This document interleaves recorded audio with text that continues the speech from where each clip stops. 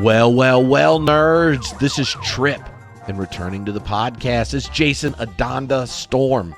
That's right. Last time we talked in the middle of lockdown. Ooh, that was a different moment. But right then he had his brand new book, Metamodernism, had come out, and we talked about the kind of transitions from modernity to postmodernity into this kind of like new phrase to kind of orient a number of thinkers thinking about the present. It's metamodernism. Before he had written that book, he had wrote one on disenchantment, but not just disenchantment in that modern sense, but the myth of it. And so this conversation starts there. It starts with looking at the myth of disenchantment, how that shaped the way we think about religion and meaning and the world, why that the kind of flattened, narrowed account of what modernity generated sets us up for problems in the present. Then we start to ask about the crises and reflections around meaning in the modern context. What has he learned in the classroom? He gets to teach a class on the meaning of life and introduce people to all sorts of different traditions, literatures, and texts. How is that framed? And what is the meta-modern invitation of sorts to responsible living with meaning and value in our contemporary context? And also, I like talking to Jason. And not just because he has cool hair, but he does have cool hair. All right. I'm just saying. Maybe I'm saying that because my hair's thinning quickly and I was jealous. Maybe that's a confession. Maybe you're going to listen to this and say, Josh, editor, you're supposed to cut that out. I don't know. But anyway, I hope you enjoy it. I'll put links to Jason's books in the post for this. You can check them out along with our link to our last conversation. All right. All right. Hello, everyone. This is Trip, and returning to the podcast is Jason Storm. Last time you were on, we got in a nice long conversation about metamodernism, and I first discovered you reading your Disenchantment book before that.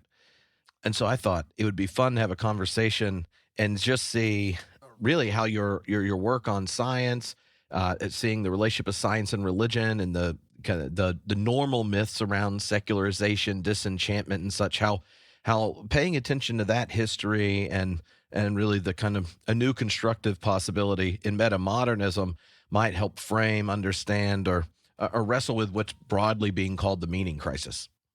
Yeah, sure. Yeah, happy to talk about everything, all and sundry, and it's a pleasure to be back on your show. Yeah, and I'm not even sure, like, I like meta crisis more than meaning crisis, if I'm honest, because I think it isn't necessarily a crisis of meaning, although it could be read as such. Like or maybe a different way to put it is that there are different crises of meaning, multiple ones perhaps. And but yeah, totally happy to talk about how any of that fits together. Yeah, go for it.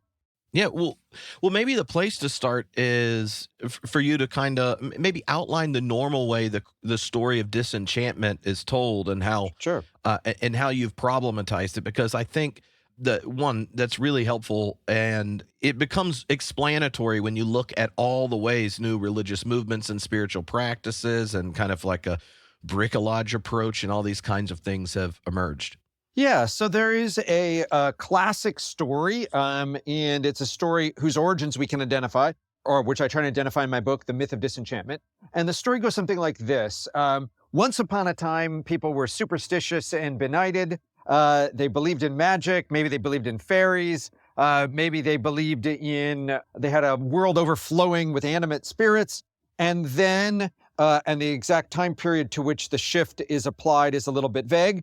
There was a fulcrum, a moment of transformation in which that stuff got stripped away and in which a supposedly dead, insensate notion of the cosmos kind of took dominance.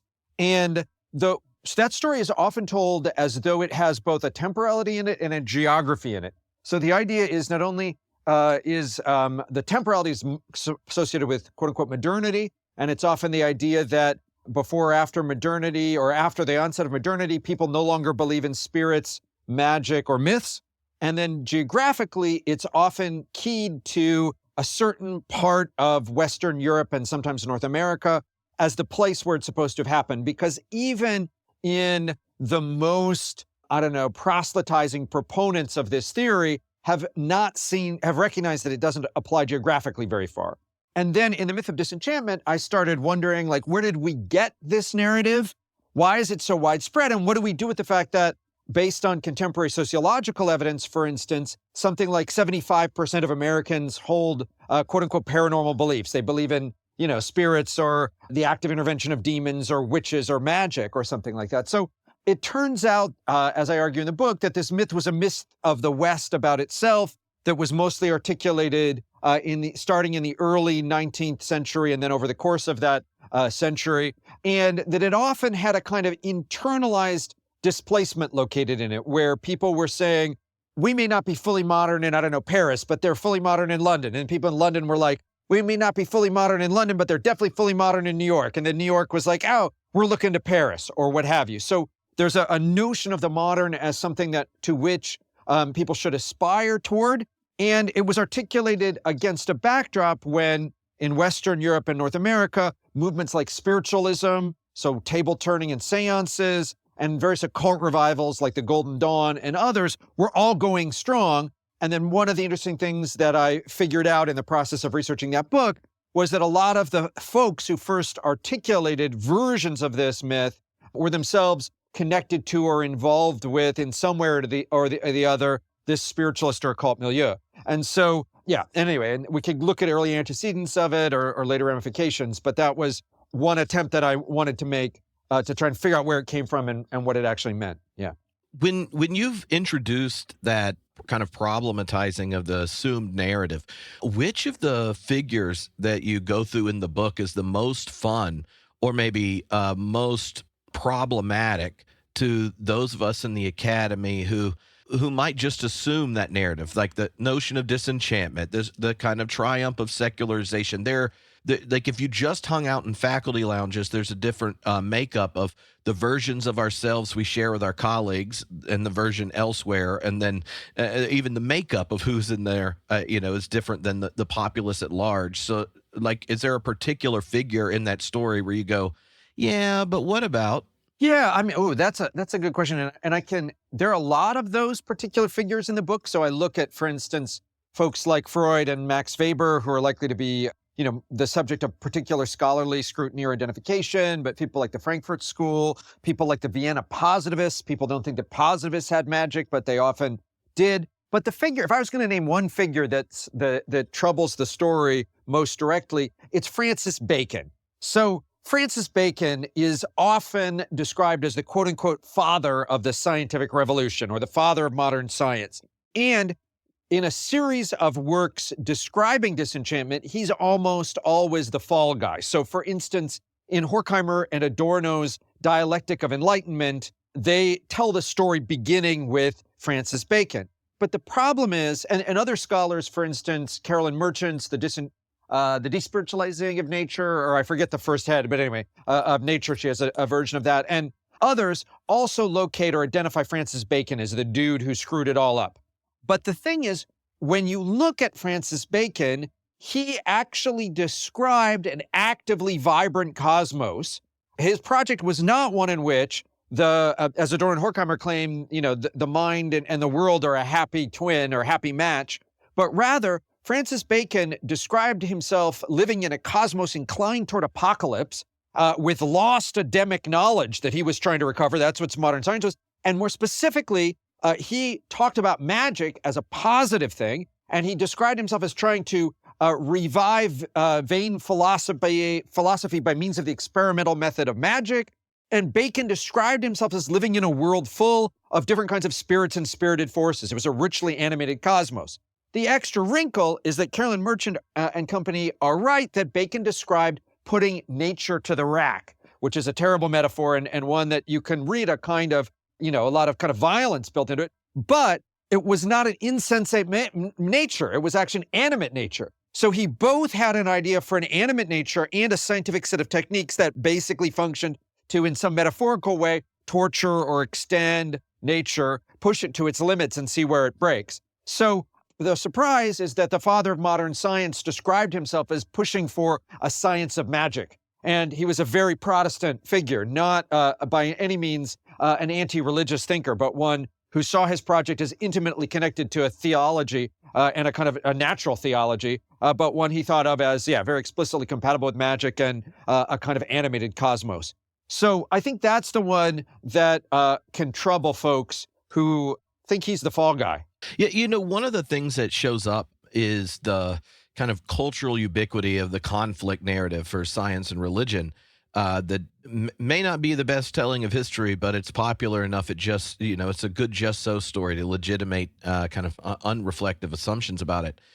I wonder, in telling a more complicated narrative, what role you think religion and Protestantism played in this kind of shift into modernity, and what role kind of science and kind of like empirical relationship to nature has. Yeah, one of the things that I'm interested in and that I trace a little bit in the book, although I could go into more detail, but is this birth of this conflict narrative. So it turns out that the very notion of, first of all, the term scientist is late. I mean, it's in the same period that the disenchantment narrative comes out. There's a guy named Ewell. His name is spelled confusingly with more W's than it needs, but who first coins the term scientist. And already at the beginning of the 19th century and the end of the 18th century, there's a shift in the notion of knowledge. And Francis Bacon is in part distantly responsible for this, but the word science, or scientia, originally just meant knowledge. And insofar as it had privilege, it was meant to describe a kind of knowledge that was logically secured. So something was scientifically verified if you had logical proof that it was the case. But in the context of Bacon and others, there's a shift in the meaning of science from that which is, tautologically the case, or like a fact of math or logic, to something that is empirically the case, which something that we get from our senses or based on evidence. And the thing is, empirical notions of science already have to factor in the possibility of deception, or the ways that our senses can be wrong or misleading, or that the way the evidence might exist only in certain contexts, et cetera. So one of the things that happens in the 19th century is that there's a shift in the notion of the meaning of that term science. And then a little bit later, we start to have folks rehearsing the idea of an opposition between religion and science. And there are different places that gets articulated. There's a fight in Germany, and then there's a fight in the Anglophone world. And the German word Wissenschaft, normally translated as science, means something slightly different. It has organized knowledge in it, not just natural science. But anyway, in any case, in the very moment that the idea that science and religion are being articulated as opposites, tons of folks are trying to bridge that supposed opposition. So it's a rhetorical, even figures like Draper, who officially articulated, the conflict thesis with his book, The Conflict Between Religion and Science. Draper already thought that Protestantism was better aligned with science than Catholicism, for instance. Part of this period involves also a back construction of the Middle Ages, in which was always repressive of science in all forms or something like that, which is just not true. The Middle Ages had a lot of what we could call scientific advancement. The Catholic Church was, for the most part, functioning alongside other forms of the advancement of knowledge. There's a question about the Galileo incident, but beside that, there weren't really great martyrs of science or attempts by the church to stop science. The medievals, for instance, didn't actually believe that the world was flat. They thought it was round. The problem with Columbus is that he was wrong about the size of the earth. He thought he could go all the way around, and he miscalculated. I mean, the reason that people were like, dude, Columbus, it won't work, was not because they thought the world was flat. It's because that they knew he was miscalculating the size of the globe. So all that is to say, this idea of a fight between religion and science is articulated in the 19th century. And as soon as it is argued, as soon as people start to differentiate the two, different folks try and merge the two. So scientists who are advocating for, religions of science, or different religions being compatible with science, theologians who are arguing for that their particular religion is compatible with science, and then this especially fraught terrain of, let's say, occult sciences or spiritualist sciences or new religious movements like quote unquote Christian science that are all trying to merge or remerge science and religion in one way or another. So, and all that is to say, this period in which those two categories are highly contested, and what fits in one and not in another is the object of significant controversy and debate. Like, for instance, is the Big Bang a broadly Catholic account of divine creation, or is it a scientific legacy in physics? And that's an active fight, because although the astronomer who originally proposed the Big Bang, himself a Catholic, was like, no, this isn't my Catholicism, other people quickly attacked it as a broadly Christian notion. And so was the discovery that there's a lot of empirical evidence for the Big Bang a validation of something religious, or was it a validation of a scientific cosmology, or was it perhaps both? and you have different people on different sides of that. So all that is to say, there are a lot of fraught fights around what fits into religion and science and what the implications of empirical evidence are for various quote unquote religious traditions. Yeah. Yeah, I think that's really helpful. And one of the things you do in the book is spend time, like you mentioned earlier, instead of saying meaning crisis, a meta crisis, is looking at these different places that were kind of or areas that were receptacles of meaning for the species that then get transformed. And in particular, there are a number of times you talk about both the liberation from a shared tradition culturally, be it Christendom in the West or these kind of things, and the de-animation of the world.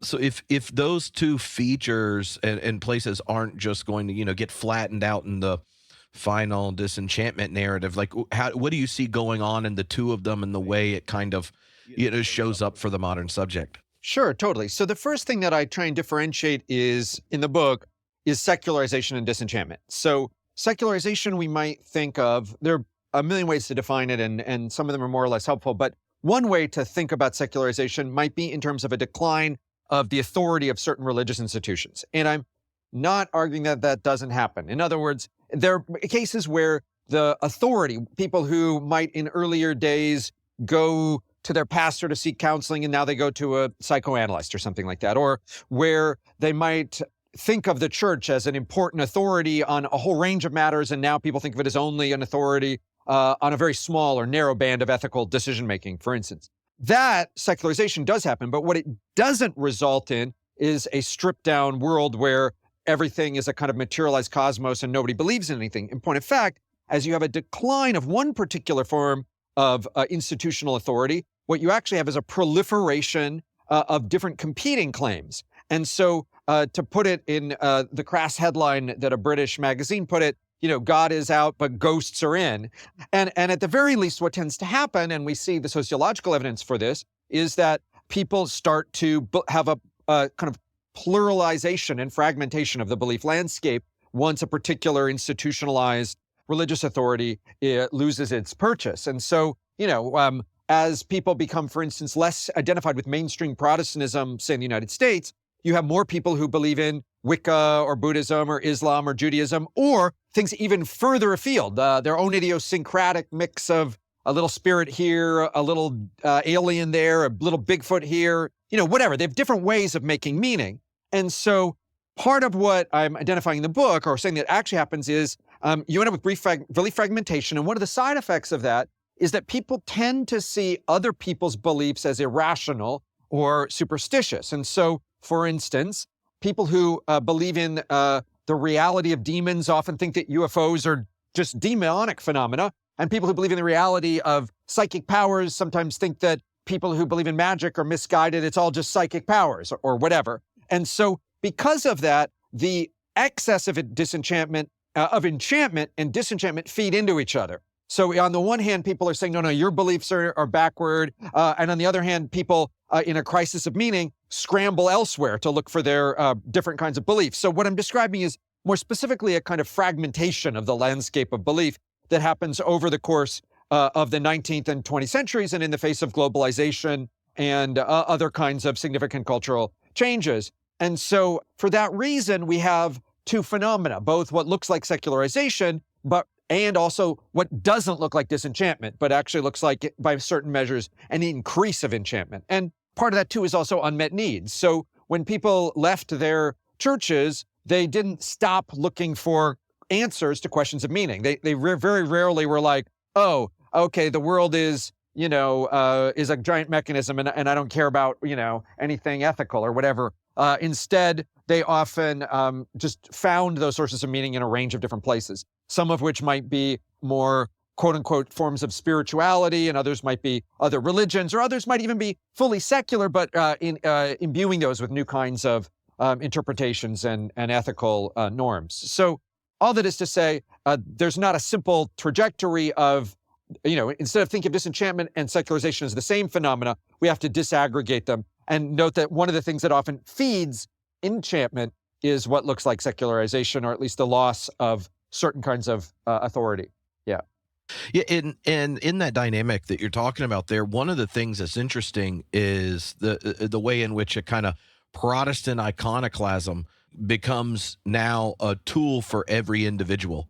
Where oh well, oh yeah, that's a demon, that's reasonable, but obviously has nothing to do with the sage and the manifesting energy, or like there are all these different ways where that kind of I don't know where whatever the individual now embraces occupies the kind of certainty and monologic that Protestantism developed, and and is walking around smashing as idols and non-existent all other kind of grand narratives of sorts. Yeah, totally. And I think one of the things that we're also seeing, and this is true especially in the shorter term, is the not only loss of let's say faith in the ecclesiastical institutions, but also loss of faith in a whole range of other authority figures. And so people are now increasingly taking it upon themselves to formulate ideas about everything from medicine to the Bible to the ethics to whether conspiracy theories. I mean, so,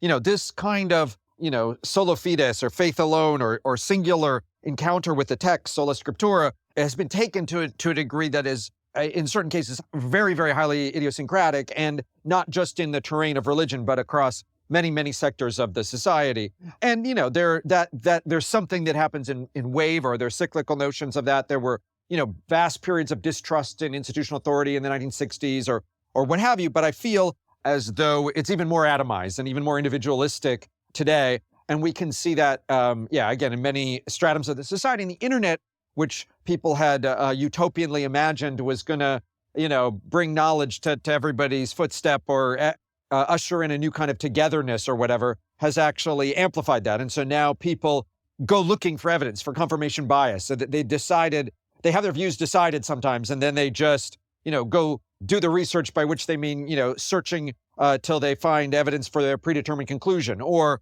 they get tracked by various algorithms intended to amplify their anger and upset and leading them down conspiracy theory tunnels or what have you. So, but in any case, I think that there's an increased atomization, perhaps even of our very current moment, exacerbated even further perhaps by the long tail of the pandemic and the degree to which people have increasingly, in many sectors, at least of the United States, and I believe parts of Western Europe, lost connection with their communities in one way or another, and have sort of become, with their physical communities or geographic communities, have increasingly found the longer tail of online communities or no community at all. So, and I think you're right that there's the optimism of the early days of the internet was one that only made sense if we as a species did not have the same cognitive mechanisms that were selected for 200,000 years ago. And I don't know how they planned on changing it, but somehow it has worked out about like what an evolutionary psychologist might think. And it's great for democracy. There's one other element around if there are these crises, it's partly formed by the larger distrust in authority and the ease of ability for both with effort or with algorithms of giving one legitimation and confirming their biases. There's also been that transformation of humanity's relationship to nature as a receptacle of meaning in and of itself. Could you kind of talk about how that dynamic plays out for just the world as it as we receive it in the modern context? Yeah, so I would say two things to that. On the one hand, there's a strong tendency to ignore the fact that there have been always counter threads within even the quote unquote Western historical context. So there were always folks talking about stewardship of the earth. There have been persistent pantheisms. There have been persistent attempts to think of nature as animated or enchanted in one way or another, on offer since the Enlightenment, since Romanticism, and earlier, as far as we can reconstruct, whether we're thinking of saints whose bodies have transformed the landscape, or we're thinking of local beliefs in, fairies or what have you. There have always been these kind of counter threads. But what I will say is that then part of the problem too is that even in other parts of the world where there were even more dominant traditions that extolled the value of nature. Let's say in Japan, for instance, it's easy for all those things to take a backseat to the process of industrialized development. And what that happened both in the European context and in the East Asian context, where in both contexts, there was often an emphasis on economic profitability over the environment. And the surprise to many folks who don't know the history is that there was a long history of conservative pro-environmentalism. So a lot of early conservationists were conservatives, and they were actually advocating for keeping certain areas preserved from human interaction, perhaps, or from development anyway, in order to sometimes preserve either, hunting or, the environment in some way or another. And so the partisanness of the current environmentalism is a late phenomena, and one that was concretely funded, basically, initially by groups like the Koch brothers and others as part of a lobbying effort. But in any case, you don't need to be a climate change skeptic to note that there's even stronger historical reasons in which emphasizing certain notions of continual capitalist growth or economic growth or industrial development have contributed in many cases to the mining or treating the natural environment as though it's a resource to be exploited. Let me put it even more concretely.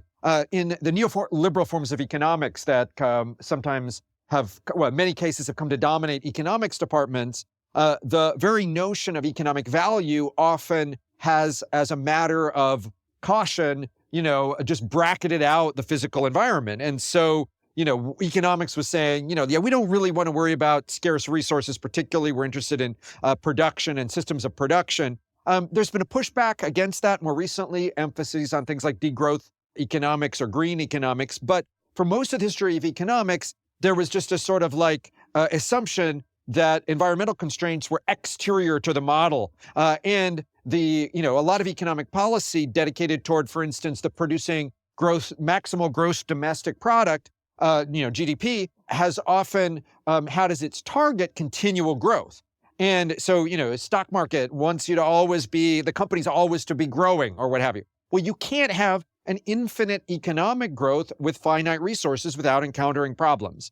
And because of that, shareholder forms of capitalism, which tend to be very short-term thinking, contributes to a kind of exploitative economic environment. And there are ways to fix capitalist economics to not do this. I'm not, you could take this to mean a bunch of different things, but it's just the default version of global capitalism has, especially since the 1950s on forward, presumed that, and with gaining speed since the 80s, has basically assumed that what first world countries should be striving for is continual perpetual growth.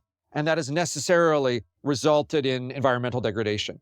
So you can think about it at that level, you could think about it at the social level, but you could also think about lobbying that has often worked to strip away environmental regulations. So yeah, and all of these things have often gone alongside with, occasionally people might play lip service to the environment, but have often seen the environment as a resource to be exploited. Yeah. Yeah. And I think that dynamic, which is often easier to see when we look at kind of the expectations of our economic system and its relationship with nature. Yes, there's big impacts and changes that are related to that. But it also goes all the way down to the individual's experience in the world, that same dynamic of growth being required for any form of stability is continually eroded and driven anxiety up in the modern subject, especially as the economic system itself is run up with challenges of giving growth without large forms of speculation and bigger bust and in just the rise of people that are burning out. And you now have a generation of parents who, for the first time, even in America, middle-class parents don't think their kids will do as well as they did, unless they're the exception for their peer group and not, adequate, just mediocre among it.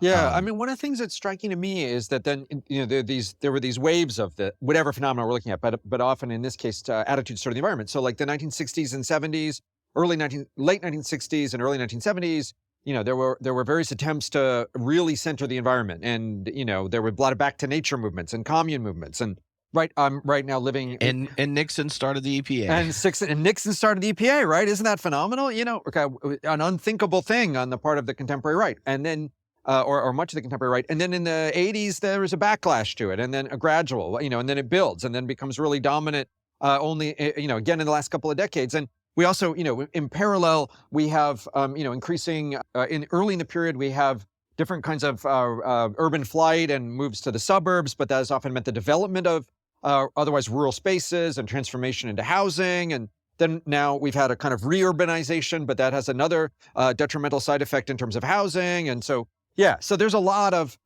intertwined factors involved in the current malaise that we're experiencing, at least here in the United States and much of the Western Europe and much of the globe, really, actually, at this particular moment, that some folks call the meta crisis. But I think that's part of, contributing some of the contributing factors have to do with things like, people are less economically well off or feel less economically confident than their parents. Part of that, crucially, is around housing, at least in the part of the world where I'm located. I think that's true of much of the United States, where confluence of different factors have made it harder for folks to afford and buy places to live. And so, In the book, you talk about the double bind of modernity, where at the same time as there's this kind of liberation from kind of traditions and the constraints and such that come on with them, there's this alienation, this from a sense of belonging and meaning. And I wonder if you could kind of unpack how you see understanding that development can help us kind of frame what's going on when you look at all the different threads running into a meta crisis. Yeah, so I would say first that there isn't one univocal notion of modernity. And so one of the things I'm trying to push back at the book is the assumption that there was a certain ruptural moment. People don't know the year, but it's, they attribute it to a range of years as late as, the 1880s and as early as 1492, and somewhere in the middle modernity hit or whatever. Or if you're going to look at the language of modernity, Cassiodorus is the first person to talk about the modern age, and he's writing, I forget now, but something like the 5th century of the Common Era. I mean, he's at the dawn of the Middle Ages and the end of antiquity. So that notion of modern, which comes from the word modernus, which means a kind of the now, and is used to characterize contemporary developments, that's a very mobile term. It's flexible. It means a lot of different things to different folks. One of the things, however, that does happen and that I'm interested, so, and we could be talking about a range of things. We could be, and not all of those things, I think, are equally related phenomena or equally salient, but some of them are very important nonetheless. So there are things like urbanization, phenomena like the current iteration of global capitalism, phenomena like industrialization, and what have you. And so in the book, what I'm interested in is really, though, the perception that folks are living in an era that meaning has been stripped away and that traditions have been eroded. And that perception is, in certain respects, it's complicated, it's messy, right? And it's one that people start shifting the discourse in a particular crucial watershed in the 19th century in Western Europe.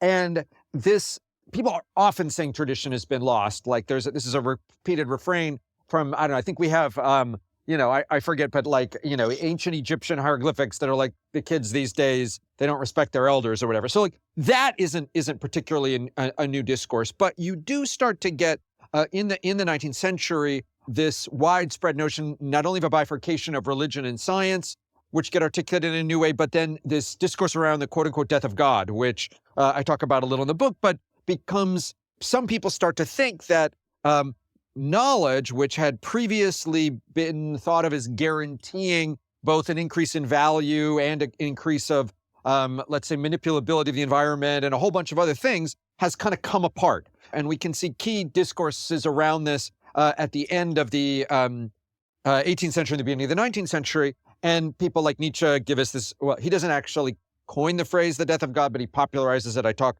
in the book about where that originated before him. And that phrase originated in a Christian context also, like God is dead and then he has risen. And what Nietzsche is doing is in a way bracketing off a kind of return.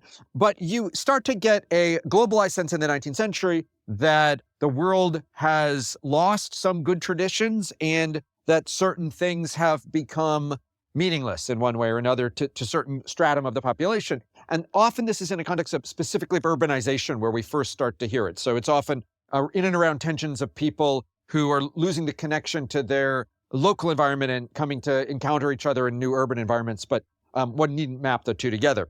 In any case, what I observe is that rather than that, this very notion of a kind of crisis actually produces a counter response. So some folks, most people have not been the quote unquote modernists, for instance. Sometimes people think of, in his own day, Nietzsche was often described as a modernist, for instance, which we think of him often as a postmodernist, but those two terms have had an overlapping meaning at various points. And often folks, or folks like Max Weber, for instance, too, were bemoaning the situation that they found themselves in. And often they're figures who are describing their world as imperiled or the dipped in nihilism in some way or another, have often themselves in different ways tried to resupply what they saw as missing. So, I mean, Nietzsche's own response, it's a little harder to find, but he talks about a kind of revaluation of values and a kind of Dionysian project that's in early Nietzsche and then appears again at the very end of his life. And we can think about, the notion of eternal return and how all those pieces fit together. And at the very least, he wrote Also sprach Zarathustra, Thus spoke Zarathustra, as a kind of new scripture for an era of the death of God. And so he's trying to resupply something. What that looks like, we can, those of us Nietzsche scholars can argue about it in some detail, but he thinks that there's a missing piece that he can resupply. But also a number of people who were self-described magicians, as I argue in the book, also thought the world had been stripped of meaning. So Helena Blavatsky, for instance, who is one of the co-founders of the Theosophical Society, she starts out from the idea that that modernity has lost access to an ancient secret teachings of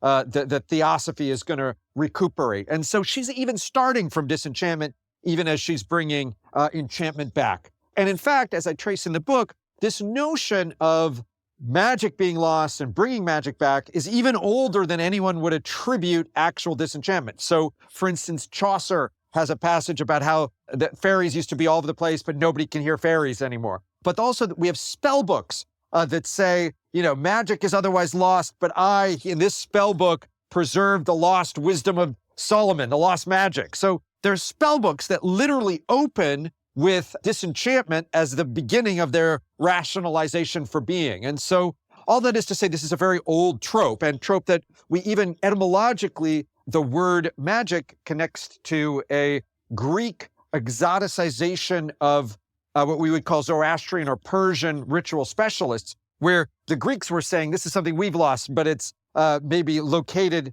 in the Persian world. It may be a bad thing or it may be a good thing. We can debate it. But all that is to say that there's a kind of disenchantment and enchantment turn out to be two sides of the same coin. And for that reason too, when we then describe our current era as meaningless, people often then try and resupply the missing meaning. It's often a call to action as much as it is a lament. Yeah. And oftentimes there's an observation that the world's disenchanted, followed by an offer for the means of resolving said disenchantment. Totally. How would you describe the transformation of the individual's relationship to faith and belief? Because one of the elements that changes dramatically through modernity is just we'll text in their language.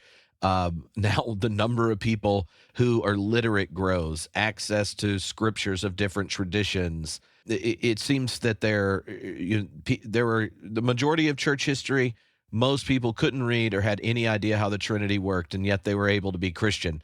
And now you just might not be sure about the procession of the Spirit from the Son, and someone's like, "Oh, I have to deconstruct my faith." So, like when you're looking at just like what we mean by faith or belief, what kind of changes are taking place, and how perhaps is it being used in a different mode when what's normative isn't kind of a siloed, complete, authoritative system of some particular tradition? Yeah, so I think that there are two interpretive issues here, and they're both challenging. And I'll say the first one, because it's the one I think that often puts people on the wrong foot. We have much less of a sense what the average folks were believing in the quote-unquote Middle Ages than many either nostalgic or idealists would think. So, for instance, Charles Taylor as valuable as he is in certain respects, seems to presume, in many cases, a kind of unitary medieval belief system where everybody, agreed about a whole bunch of stuff. And point of fact, insofar as historians have been able to reconstruct, and I'm thinking of words like the French scholar Delamieux, he has a book, a very classic work, Catholicism Between Luther and Voltaire, for instance, and he argues that that when we look at insofar as we can reconstruct the belief systems of, let's say, European peasants, they're incredibly diverse. Like, they didn't think, and this is where your question about the notion of belief is central, the ruling powers of Europe didn't spend a lot of time policing the beliefs of people who weren't putting what they were doing in writing. And so, and we have a lot of strange continuity. So the goddess Bridget becomes Saint Bridget. We have in France a holy greyhound, that was somehow seems to be a contiguous site from, let's say, quote unquote pagan antiquity up through up to the beginning of the Protestant Reformation. So all that is to say, if Delamieux is right, and then also insofar as we sometimes have Inquisition records that track specific beliefs late in the period, people are incredibly creative. They're coming up with their own inventive, complex cosmologies and theologies. For instance, there's a great book, Carlo Ginzburg, not to be confused with Carl Ginzburg, The Cheese and the Worms, about an Italian miller who runs afoul of the Inquisition in the early modern period, and who has this incredibly weird and interesting cosmology about God and the devil being giant worms, and the universe is like a curdled cheese, and all this strange stuff that comes out. And just one cross-section, one little micro-historical sample of what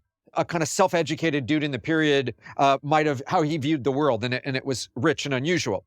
All that is to say, the system seems to change in and around the Protestant Reformation. For the first time, we start to get a new notion of faith and belief alongside the translation of the scriptures into the vernacular languages. And people start being able to read their Bibles or more people start being able to read their Bibles, and people start arguing about the meaning of it. But also the states in Europe start to worry about what their citizens actually think and believe. And so we both have the Reformation and we have a counter-Reformation in Catholic countries.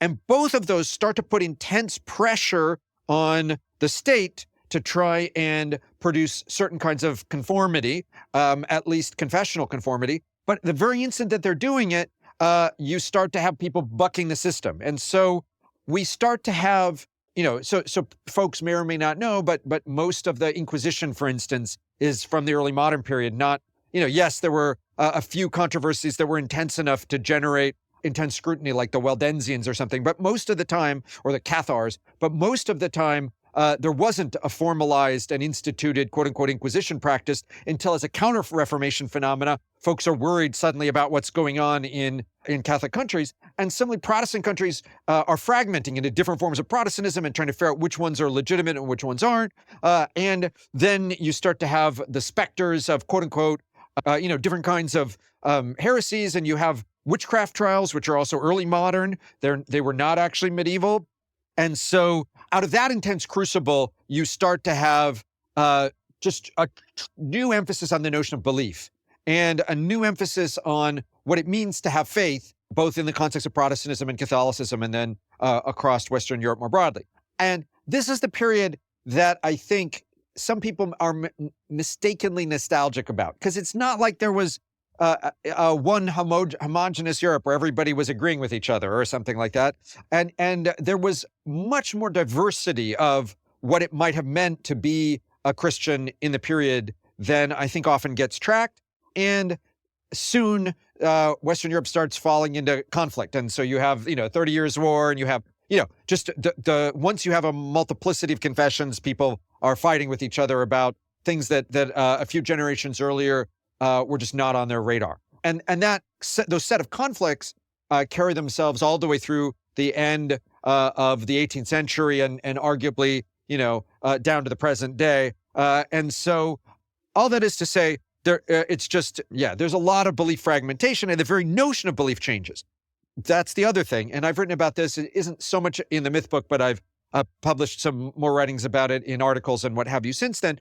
But this idea of belief as a unequivocal statement of confidence. Like you either believe that Jimmy can fly or that he can't fly. That notion doesn't seem to describe very well ordinary human praxis in a whole range of contexts. Like we often say, is it raining outside the window? If I'm not looking out the window, maybe I would say maybe it's probably not raining because the weather report didn't say raining and it looked a little sunny when I last looked out, but it might be raining. I don't know. Or in terms of my students, for instance, so people often do things that they don't quote unquote believe in. So in terms of my students, for instance, I ask them, do they believe in lucky charms or talismans? And they all say no, they don't believe. And then I say, is there something that before your favorite sports team plays or before you take an exam that you do or take that you think of as kind of lucky? And then a lot of them start to sheepishly raise their hands. And in that respect, we engage in practices without this notion of full creedal belief. And another experiment that I do with my students too is if you write on a bottle of water, poison, and then on another bottle, you don't have the word poison, you ask students which of the two they're going to bring from. Even if they see that the same liquid is poured into both, disproportionately, they will choose to drink from the bottle that doesn't say poison on it, even though they know on some intellectual and rational level that there can't be poison in the other bottle. So this very notion of belief. And when I was in my first book, which was about Japan, I was spending a little bit of time talking to folks about things that they believed in Japan. And, one of the things that one of my interlocutors told me, I was talking about, spirit foxes is hanbun shinjiru, so like half belief. Yeah, he kind of like half belief that maybe there were spirit foxes, and whatever it was, it wasn't a good idea to mess with them, just in case it turned out to be real. And I think a lot of people in the contemporary United States have a range of things that they half believe, like maybe, it might be bad luck to, have a black cat cross their path. Maybe they don't really believe that, but they kind of half believe it, or that they shouldn't break a mirror or something. I mean, I don't know. The whole range of things that they think that they should or shouldn't do, even if they're not sure whether they're real or not. And so for that reason, to take a step back, I want to argue that this very notion of belief that gets articulated by folks like Pascal, for instance, but a whole range of later folks in the European tradition, and that has its legacy even down to the present day, it just isn't well grounded. And then there's a lot of good psychological evidence that people really don't, for the most part, have such a binary notion of belief.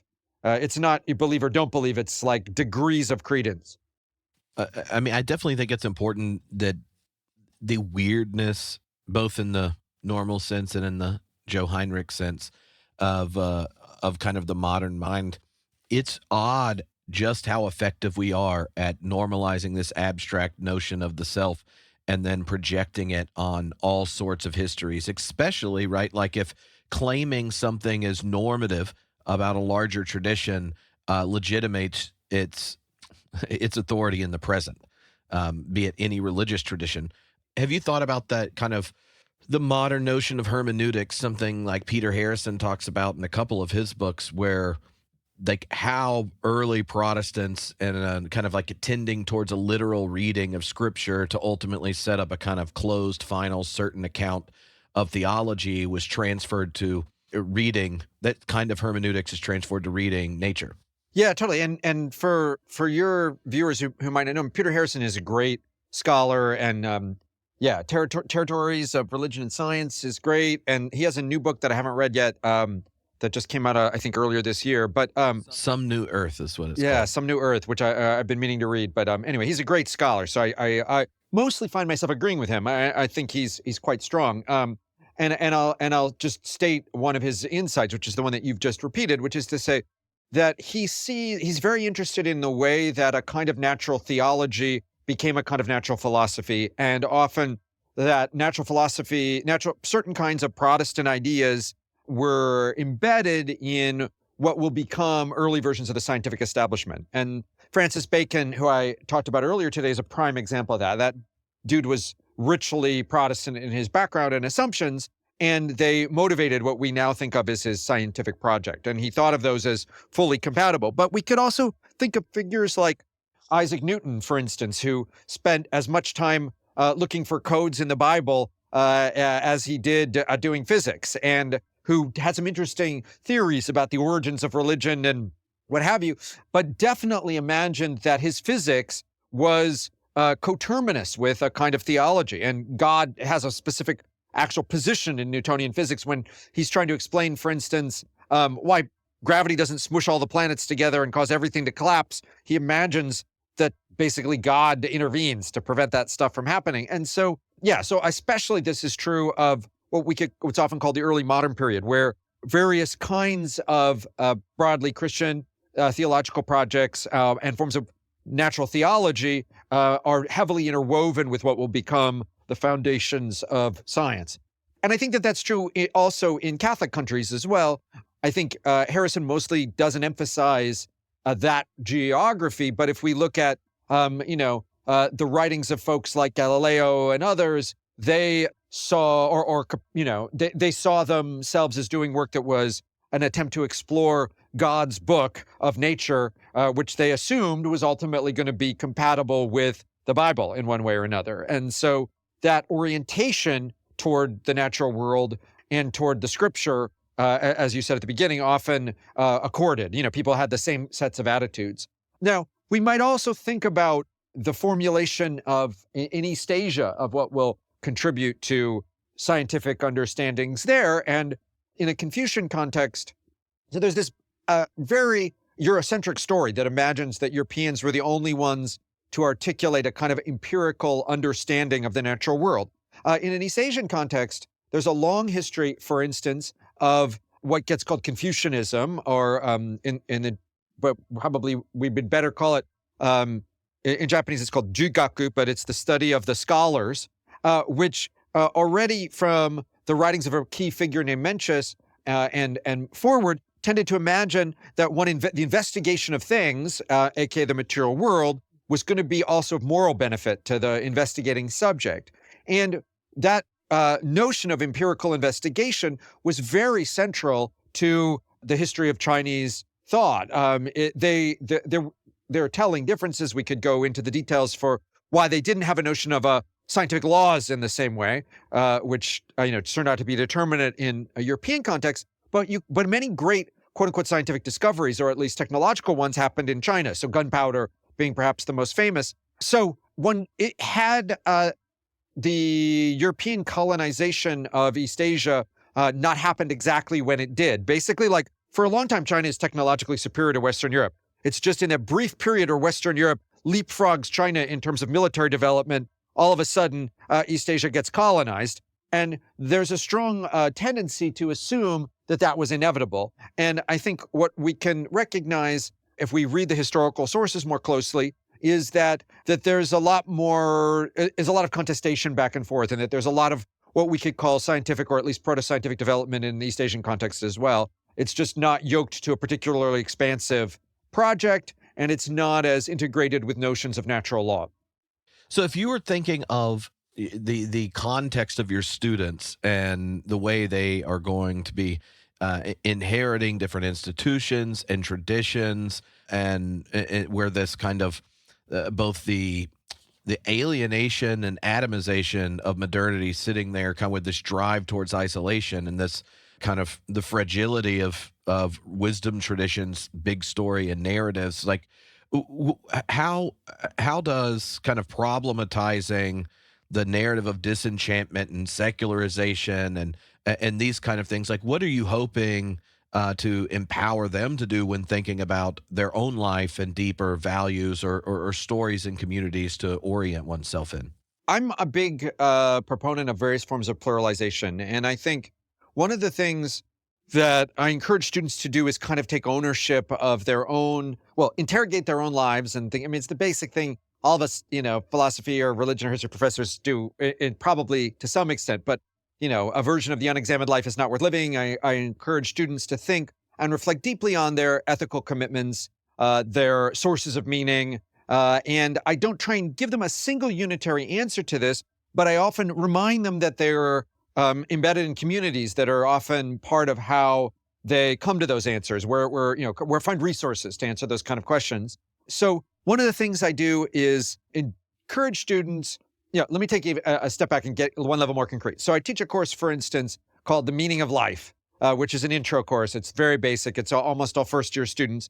And I'm not going to give them a single answer to the meaning of life, but we look at a range of different thinkers, folks from, both, Marcus Aurelius to thinkers from Christian, Muslim, Buddhist traditions to, Hannah Arendt. I mean, a whole range of different thinkers who are all trying to figure out or argue about the nature of meaning. And one of the things that I'm most interested in persuading students is that not to just go out and after the big bucks. Because I think there's a strong idea, and I understand this in a period of economic crisis, to try and worry about one's source of income. And I think that that's worth doing. But it is also equally important to try and figure out what one source of meaning is and what meaningful lives look like. Because it often is the case that folks end up with this kind of infinite deferral of the fundamental question of meaning. So they try and,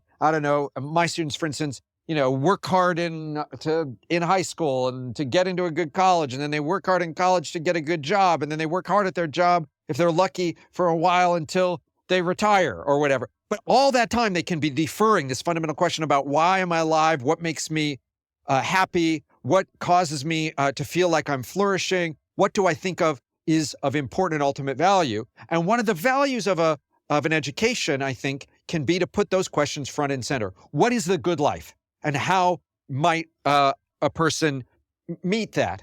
And often, even encouraging students to reflect on that, they often find that quite transformative, even if they end up, returning to their communities or finding new communities or finding some idiosyncratic personal project. I think insofar as it unsticks them from a purely materialistic world that's on offer. Because the thing is, yes, it's true that you need a certain minima of financial stability not to be constantly stressed out. But even then, even a maxima of income can leaves many people depressed, alienated, unhappy. Some of the richest people in the world, as we've unfortunately been confronted with recently, are profoundly screwed up, profoundly unhappy, and have profoundly weak senses of value in themselves. And they're really pathetic, actually. You can see it. And I think encouraging folks to kind of grapple with these issues earlier in their life, but obviously no point is too late, and try and figure out one source of meaning. I think it's fundamental. And one of the things I try and always encourage, both in my scholarship and in the classroom, even if I'm not going to give them one answer. Last time we talked about metamodernism, but I don't want to assume everyone's listened to the whole interview, though. Phil the Lure, how do you see metamodernism and the kind of constructive way it can engage the meta crises? So maybe lay out how you understand the meta crises and what kind of metamodernism enables to kind of move beyond the kind of, I don't know, creeping nihilism and cynicism that dominates so much of public discourse, or regressive atavism. Yeah, there's there are a lot of problems. Yeah, So in metamodernism, the future of theory, what I'm trying to do is what I start from is a certain crisis first in the academy, and it's a crisis that we associate with this term postmodernism. Postmodernism could mean a bunch of different things. I'm not using it as a period term, but a paradigm term. I'm describing a certain very concrete model of scholarship that started basically in the 80s and took dominance in the 90s and early 2000s and then began to fade, but which has no clear successor. Postmodernism in the academy was associated with the humanities and social sciences in particular, but especially the humanities, and notions of a kind of, sometimes associated with a kind of quote-unquote anti-realism, although that's something we can problematize, a notion of simultaneous ethical relativism, but also what amounts to ethical arguments in a key of scorn, which were not seen as incompatible, but basically we were criticizing everything, but any attempt to stick up for a positive project was read as a violation of value neutrality and therefore was undermined often. It was also associated with a certain view of language, that translation was impossible and that words were both super important, but language was kind of a prison that trapped us over and off against the world. I argue against that view of language. It was also associated with a certain conversations around the social world and what it was made up in, and sort of challenging against concepts and their universality. Some of that challenge was good, but some of it was misguided, and so on. So in a broad kind of skepticism that often had this idea that skepticism alone was emancipatory. So if we just doubt everything, we'll be free or whatever. And then the main thing we didn't doubt, I want to argue, was the activity of doubting. You can turn skepticism on itself. So anyway, in the book, I set out from a series of postmodern problematics. I tried to work through them and out the other side. The argument that I make in the book doesn't presume that you care about postmodernism or that it's right about anything. I try and identify real philosophical problems and then figure out what possible solutions to those might be. I call the resulting product metamodernism in part to just connect up with some other folks who were also trying to work through and past postmodernism. But that term I hold on to very lightly. You could call it a whole bunch of other things. I'm not trying to describe a pre-existing set of changes, but in that book, I was trying to trigger a paradigm shift. And part of what I was trying to do was suggest that, for instance, things that folks had thought of as skeptical dogmatisms, like all knowledge is power and, there's no such thing as truth, were themselves contradictory and often in tension with each other. And those dogmatisms might be usefully transformed into what they might be best thought of as doubts. So instead of saying all knowledge is power as though that's a fact and actually like a kind of dogmatic claim, you could, I think, translate into more reasonable skepticism. Like, oh, we should be extra skeptical when knowledge and power seem to be going together or something like that, or what have you. We must be extra skeptical about the way that research funding shapes scientific research, or something like that. Government funding shapes scientific research or whatever.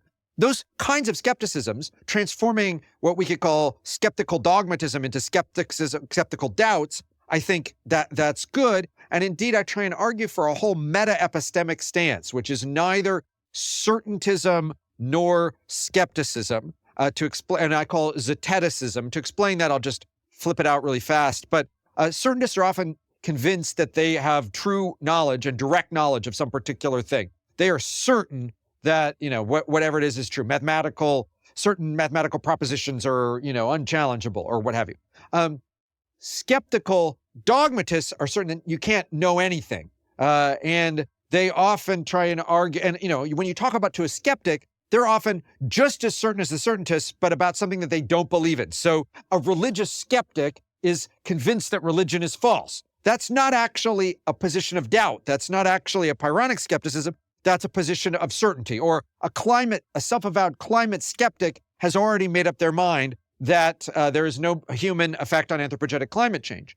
In response to both dogmatic certainty and dogmatic skepticism, picking up a term from Sextus Empiricus, the OG of skepticism himself, a term zeticism, which means seeking or questing, to describe a meta-epistemic stance that it resists epistemic closure. So in other words, a zetetic tries not to make up their mind about whether something is the case unless they have to, that recognizes that the standard of judgment needs to increase as the risks of being wrong increases, that also recognizes that we can always be wrong, and advocates for a kind of humble knowledge and so on. I spend a chapter on that in the book, but I show how that diffuses certain kinds of skepticisms, because what you don't want to do to a climate skeptic is say, hey, you're just wrong, you're just being an idiot, right? What you do want to do is take their doubts seriously, but in taking their doubts seriously, you can often say, scientific, they often say, scientific consensus has changed, for instance. And then you say, yeah, that's true. Scientific consensus does change over time. Isn't that interesting?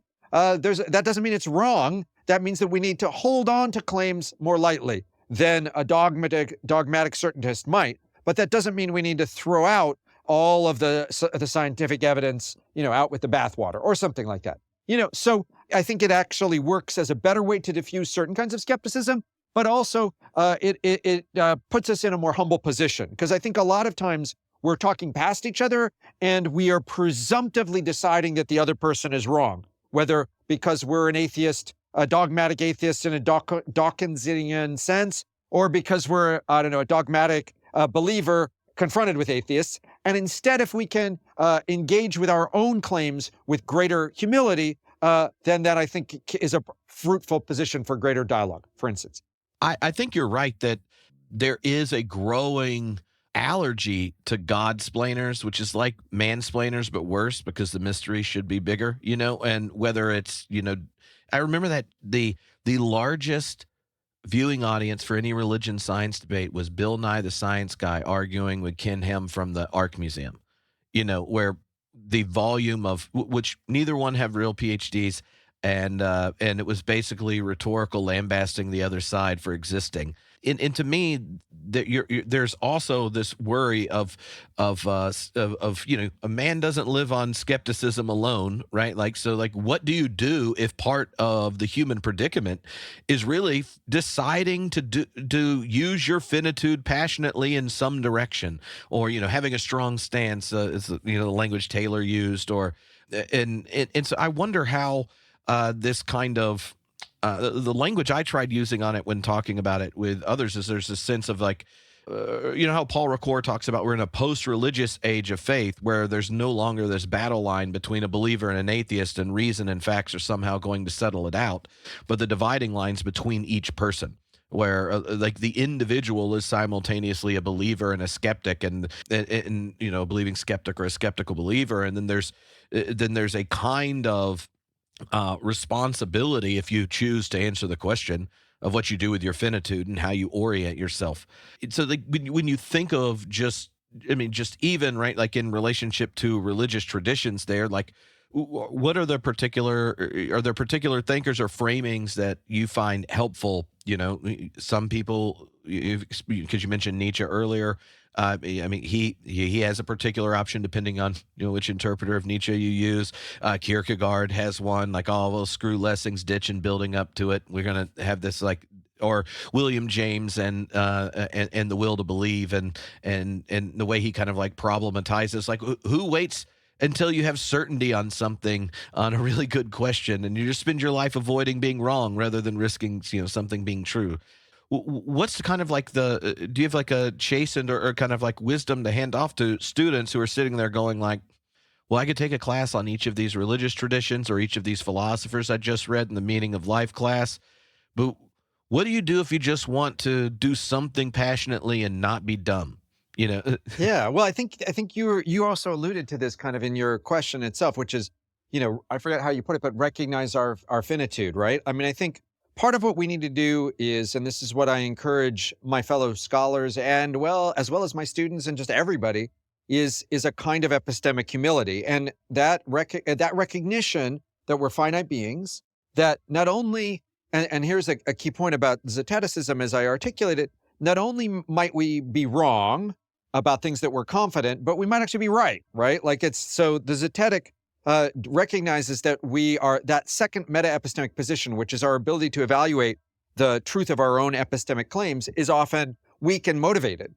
So on the one hand, I think people more often err in the domain of overconfidence, and they're more often like, oh, I know this is true.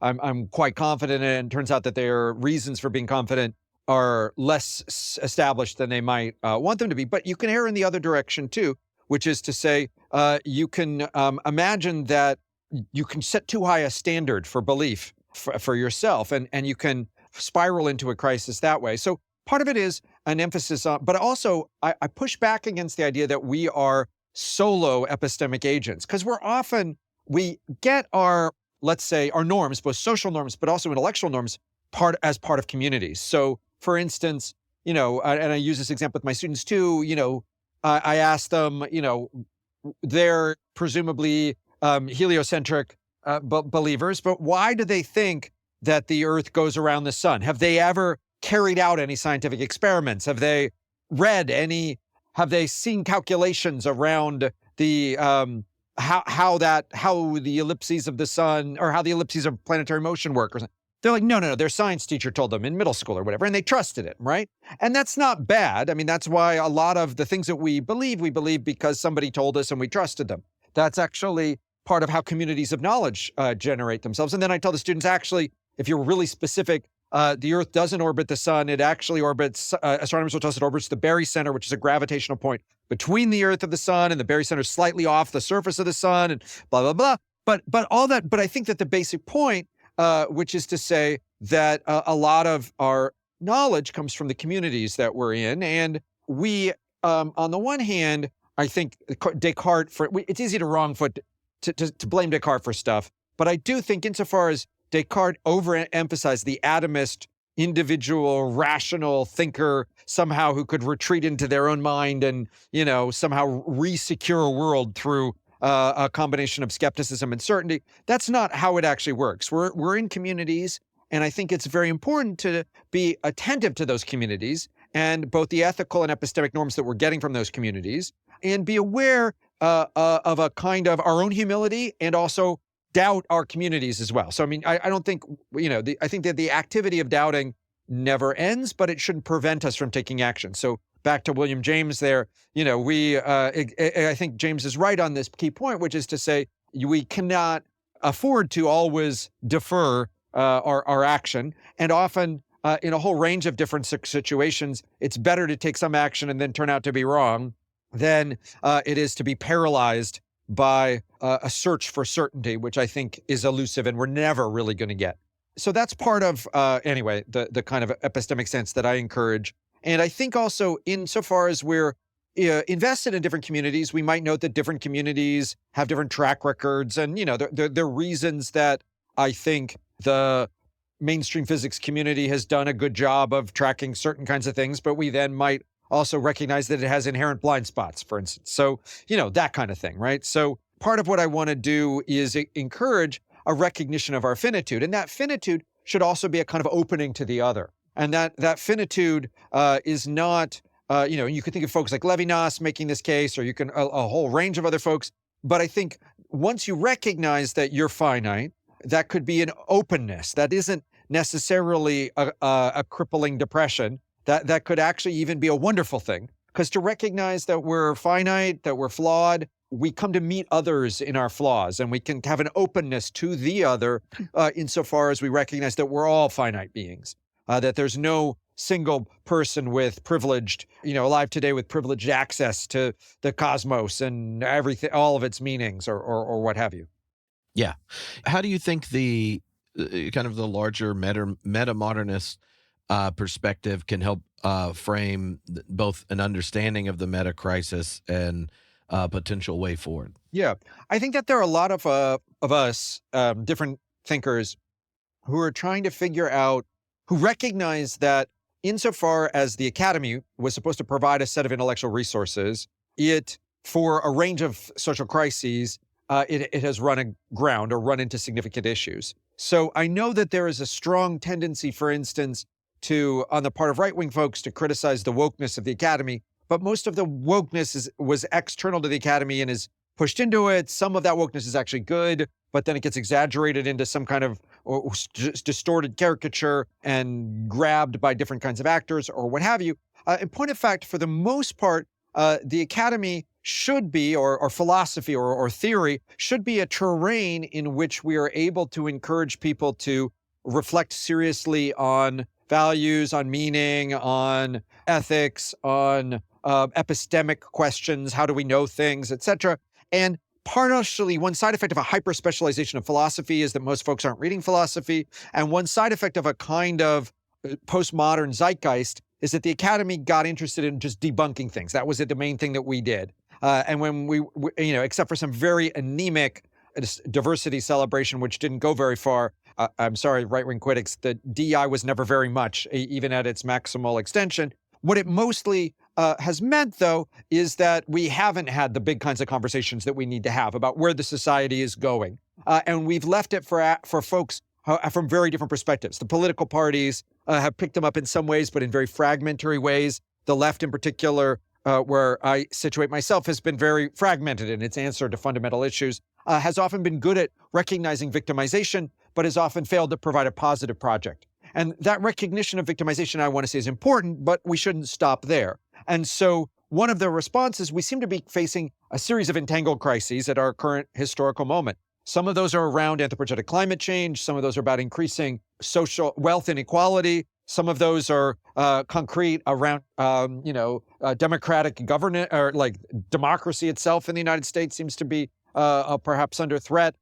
We also have issues like housing shortages and a whole bunch of other things. And you could think that the academy could take a leadership role in that, but it's mostly not. It's at best talking about certain things that are wrong, but not very much taking a stance of proactive engagement, in part because of a certain kind of cynicism. And it's easier to knock things down than it is to try and hold up solutions. And these are complex phenomena, and they need thinking that is capable of grappling with complexity.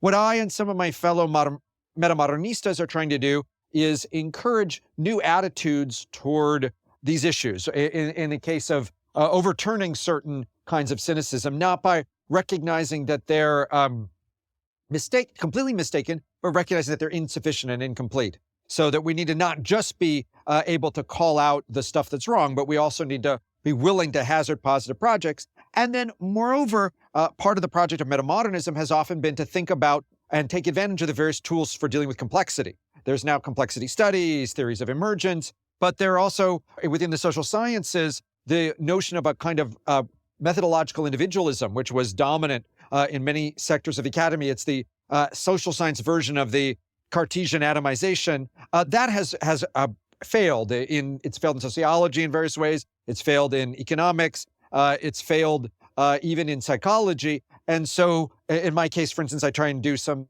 new theorizing around social kinds, which I don't have time to talk about in more detail here. But all of these are different ways of thinking about how we might address big problems and the things that are weaving through multiple sectors of the society at once. So I think I don't always agree with the other folks who are metamodernists, but I think what we share is an attempt to, although I agree with them more than a range of other folks, but I think what we tend to share is an attempt to try and formulate positive solutions and an attempt to work through and past postmodernism rather than merely dismiss it or terminate in it. In so doing, I think that there's been, people are sensitive to this. I've actually been delighted at the positive response to the Metamodernism book, for instance, but where people are across the globe. You know, I got positive emails from Denmark the other day, and I had an encouraging conversation with a student in Glasgow, and then I had an email from somebody in contemporary Malaysia. I mean, you know, there are things that are afoot where people are frustrated with the current state of intellectual affairs and are trying to come up with different kinds of solutions, and they're ones that might make positive progress. And the other mistake is to assume that the only way we can make progress is that it's all or nothing or something, or that like you either do a gigantic leap into a totally new order or it's not worth doing. And I do believe in the importance of revolutionary change, but I think that it's a long struggle, and you keep your eyes on the prize and you work to make incremental changes, and you can work at the communal level. And there are a whole bunch of other resources that are available to us once we internalize the good bits of postmodernism, a kind of, for instance, new orientation to certain kinds of social categories or awareness about the importance of language, even as we avoid some of its worst traps. So, and I think that this gives us opportunities for new kinds of mutual aid and new kinds of, you know, dare we even say it's solidarity that are possible across some of the divisions that are happening in the society, whether those are, you know, political or rooted in other kinds of difference. So all that is to say, I think that we're living through difficult times, and in difficult times, it is even more important to focus on the possibility, at least, of brighter futures, so that we can struggle together. It's not going to be easy, but struggle together to try and achieve a better world for not just ourselves, but our children and their children and their children's children. Yeah, you mentioned kind of the difficulty of how the transformation of the university as an institution has created incentive structures where kind of hosting conversations and engagement with the larger tradition to you know, ask the question of the good life and stuff has kind of been pushed to the margins. And I think you see something similar in other traditions as well, and institutions. Each religious institution has the same problem of what they tend to, what the incentives are, and then whether or not they end up facilitating the kind of space to do this work. Do you have particular practices or things that have helped kind of reintroduce that in those kind of gathered community spaces, or seen alternative communities popping up? Where the community itself, right, is trying to move past kind of like the impasse that is you know, that we've been talking about. Yeah, I think so. I think that there are a lot of things that are positive signs. So there's sociological evidence, for instance, that when one way to combat polarization or other kinds of internal community division is to take on collective projects. So even getting people across a given community to work together at refurbishing a playground, for instance. Because often the irony is that in the United States, for instance, where polarization is incredibly amplificatory, a lot of that is ordinary folks in the community can often actually triangulate on shared solutions to complex problems, but just locally, and especially when they come to see each other as individuals rather than members of either different political parties or different races or different genders. And, or they can be aware of those, but they can come to think of those as assets as they help to solve problems in the community. And so one of the things that I think is vitally important are various forms of community level engagement. And I found, for instance, I'm part of the, let's say, tolerant left in that I think we need to argue with and I don't think we should kick people out for reasons of disagreeing with us. I often find in my classrooms, I try and create not safe spaces, but brave spaces where students are capable of putting things out there that don't fit the orthodoxy in one way or another, or which challenge, because I actually think, I feel like we actually have better ideas. And so, we can afford to have reasoned debate and not taboo the conversation before it happens. And I think, so part of that is to produce these kind of environments where people can have community level discussions around issues that are important to them. Part of it is about also trying to reach out outside the academy. So, and I've only been mediocrely good at this. There's a lot of learning I need to have to do this. I'm maybe not the best person to do this, but I've noted that often arts arenas and different kinds of community arenas have been ways for me to leave my little, academic bubble. And I was surprised. I gave a version of this book, of the Metamodernism book, for instance, to a group of people. This was in Germany, in a former squat with a bunch of people who were basically mostly anarchist activists, only one of whom had university level education. But they were, I was able to, there was some interesting, I like to argue and I'm happy to argue with people, and, especially in a friendly way. I believe in, I don't imagine a future where there's no arguments or something like that. That I come from a family where we all argue with each other all the time, and when we love each other. And it's important just to, remind at the end of the day, when it's personal, that it's not personal, and that we still care for each other. And, reaching out in these kind of contexts, I think you can often break down barriers, and you can show people that there is something valuable going on that ordinary folks might be able to internalize around new attitudes toward knowledge, importance of different kinds of values. I also talk about in the book, the importance of compassion in trying to recognize that the other person that might be disagreeing with is also a human, and other fundamental things of discourse that I think can be really helpful. So I think all of that, I saw there are different ways that we can make it happen. My sense is that often we need to do it from the bottom up and more than from the top down, and that we, humans are not very good at, have a lot of distrust for people that we don't know. And people often mistakenly assume that they know celebrities, for instance, because they watched them on a quote unquote reality TV show or something, and they think that celebrity cares about them or whatever. That's junk. But I think actually sitting down with folks, you can not always come to solutions, and sometimes things can get acrimonious, but I think you can often make progress. And I think I'm much more happy with civic engagement, for instance, at a local level. And I think arts and cultures, churches, and other community environments, preschools, playgrounds, co-ops, these are places where we can begin to break down some of the divisions that are at stake in our society, especially if we enter them with humility and with a kind of openness to the other. And so anyway, that's maybe not a strong program, but maybe but one in which I think, different ways of taking philosophy to the streets. Yeah. Yeah. So last question, are there any particular text or practices that you found in kind of teaching a class on the good life that you've been surprised that students continue to resonate with?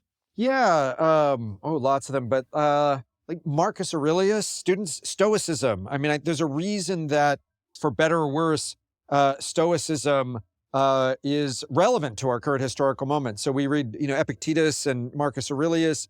I think there's a bad version of Stoicism that gets broed out in certain sectors of the internet, but there's a good version of Stoicism that reminds people of a set of positive virtues and ways of orienting to a world that is chaotic and unstable. I also think, and this is also, for an instance, an example of ways that we can flip the discourse. I think that on the left-wing context, there's a lot of attempts to call out toxic masculinity, but very few attempts to model tonic masculinity, model what a kind of masculine forms of engagement might look like in a positive sense. And to be sure, there's a lot of other great work where, that's not gendered in some way or another, and I fully support that. But in the case of Stoicism, for instance, we can also think about positive tonic forms of what Stoicism looks like. That's not self-martyrdom, that's not hurting other people. The fact that Marcus Aurelius, and I often have students, a practice, this is where I was going with this, sorry. So one of the things I do is I keep a daily diary. So Marcus did these kind of spiritual meditations, and I have students practice this where they reflect on not only do they journal what they're experiencing, but they reflect on their own ethical successes and failures. And I do the same thing for myself. I write entries, sometimes I write daily entries, but in periods of my life when I don't have time to do that, I write weekly entries, but I reflect on my own, ethical challenges and failings and successes. And, I'm like, oh, I was short with colleagues the other day, or I was, a little frustrated and grumpy when I came home from work, or here I did a good thing and I, was able to help this person in need, donated food for the food pantry or whatever, And so I think that journaling, what Marcus Aurelius thought of as his kind of spiritual exercises, I think that can really help folks have a clear sense of themselves and their own ups and downs, and also help us determine the kinds of activities that make us feel happy and most rewarded. Because then you discover things about yourself like, oh, I'm actually happier in service, sometimes than when I'm if I spend a day and I've only been on my own in electing, I might be happier if I go out and do something nice for somebody else. Actually, that's the interaction that often lifts me up at the end of the day, or what have you. So that's something I would suggest, even if you don't want to read Stoicism, just think about journaling and reflecting on yourself and your own psyche and what is in fact making you happy and what's not making you happy, and where you're fulfilling your own whatever it is, ethical or moral ideals, and when you're having troubles and challenges. And think about how you're relating to your community, especially those closest to you. Awesome. Well, thank you so much. This has been a blast. Yeah, it's a pleasure. Always happy to chat. Yeah.